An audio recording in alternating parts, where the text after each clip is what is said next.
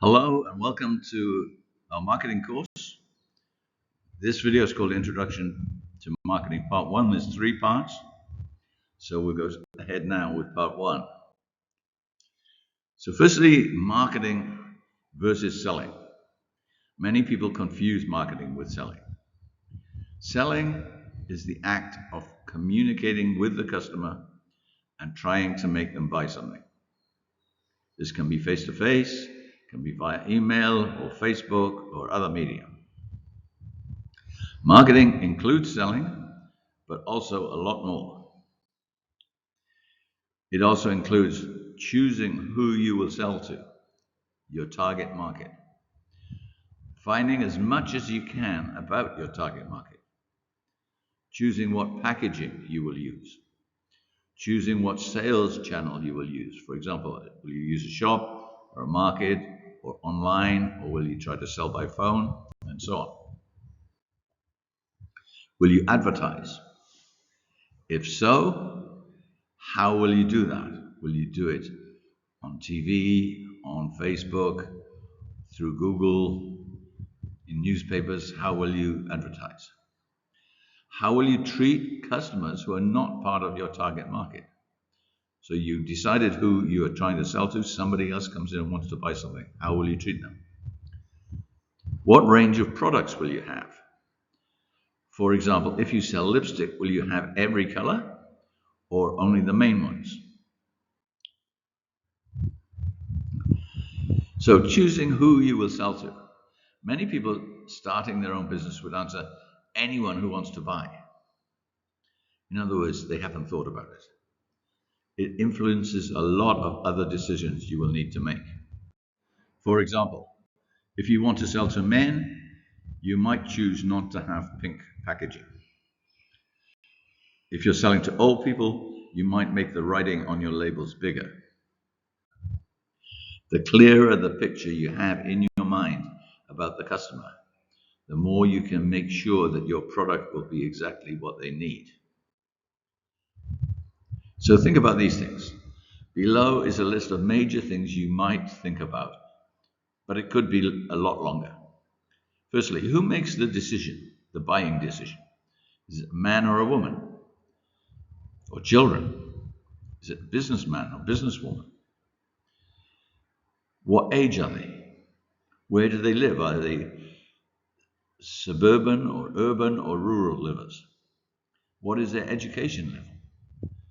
Male or female? Their favorite ways to buy things. Do they shop? Do they go to markets? Do they buy online or over the phone? Are they rich or poor or somewhere in between? What will your pricing be? Not automatically as low as possible. Will you charge everyone the same price? Now we have an idea about what we expect our customers to be like.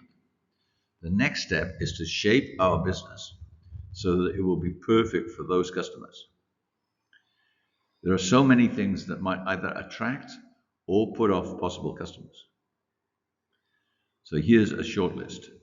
Location. Are you in the right place for where your customers want you to be? Opening hours. Are you open when they want you to be open?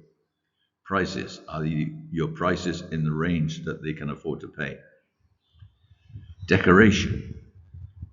If you're selling to children, for example, your decoration might be very different than if you're selling to old people.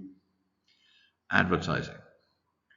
Will you advertise? If you do, where will you do it? What you choose to sell.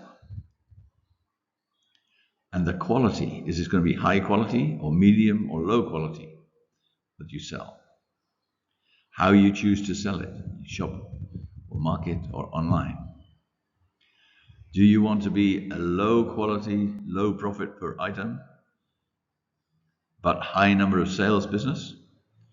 Or a higher quality, higher profit per item, lower number of sales business?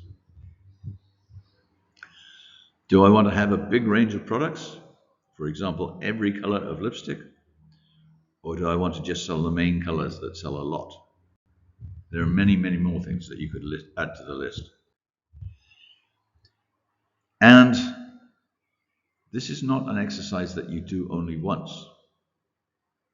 If you thought when you started at the beginning of your business that you would sell most things in your shop, but after 6 months you found you were selling more online, you might change your ideas about where to advertise.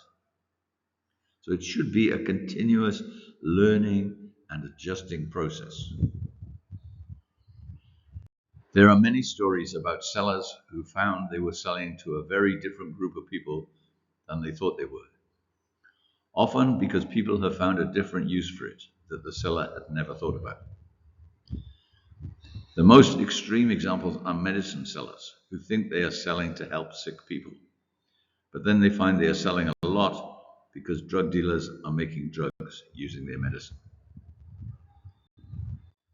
And this is the end, my friend. See you for part 2 next time.